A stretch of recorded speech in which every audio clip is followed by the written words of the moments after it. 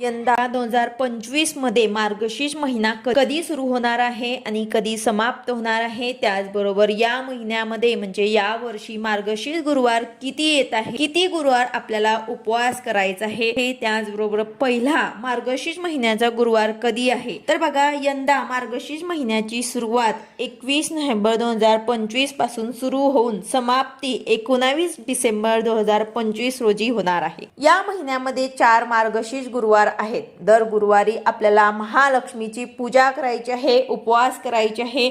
आता यामध्ये पहिला मार्गशीर्ष महिन्याचा गुरुवार जो आहे तो 27 नोव्हेंबर 2025 रोजी आहे. त्यानंतर दुसरा गुरुवार जो आहे तो 4 डिसेंबर 2025 रोजी असून तिसरा गुरुवार 11 डिसेंबर 2025 रोजी आहे. त्यानंतर चौथा गुरुवार, शेवटचा गुरुवार 18 डिसेंबर 2025 रोजी असून 19 डिसेंबर 2025 रोजी मार्गशीर्ष महिन्याची समाप्ती होणार आहे.